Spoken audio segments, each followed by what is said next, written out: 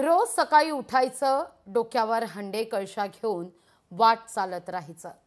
डोंगर दऱ्यातून काट्याकुट्याची ही वाट तुडवत राहायची। हे सगळं कशासाठी? तर छोट्याशा खड्ड्यातून पाणी भरण्यासाठी। हे असं भोगणं वाशिमच्या अनेक गावातील लोकांच्या पदरी पडलंय। पाहूया जीव धोक्यात घालून कसं मिळतंय अगदी घोटभर पाणी। पहा हा रिपोर्ट।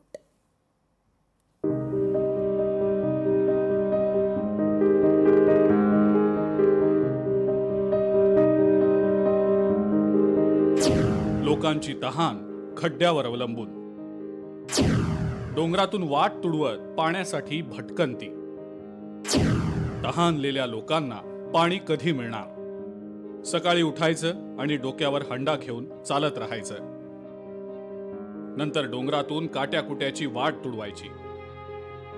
महिलांसह लहान मुलांचीही शाळा सोडून पायपीट सुरू आहे। आणि एवढं सगळं करून मिळतं काय? तर एक छोटासा खड्डा, आणि मग या खड्ड्यातनं पाणी भरून तहान भागवायची।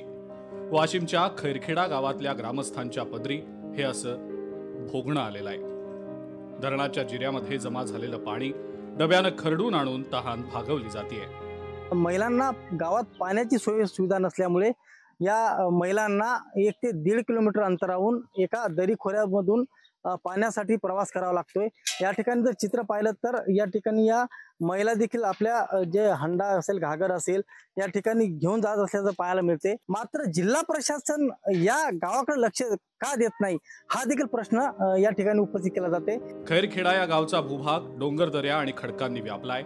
स्वातंत्र्यानंतरही या गावात रस्ते, पाणी आणि आरोग्यासह अनेक मूलभूत सुविधा अजून पोहोचलेल्याच नाहीत। एकीकडे पाणी अडवा, पाणी जिरवा, जलयुक्त शिवार यासारख्या योजनांवर दरवर्षी कोट्यवधींचा खर्च होतो, तरीही इथल्या लोकांच्या घशाची कोरड काही संपतच नाही।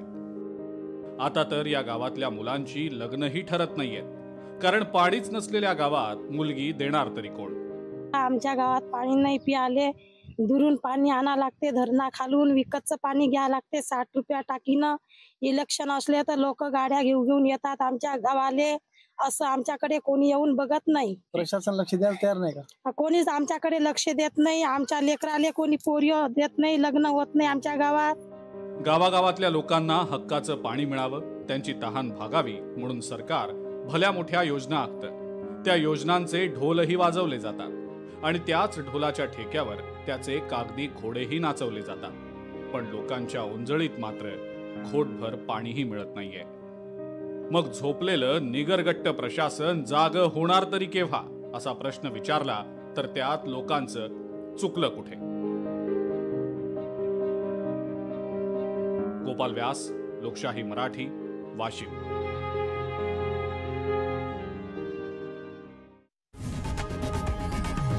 लोकशाही मराठी, ऐका, पहा, जागरूक रहा।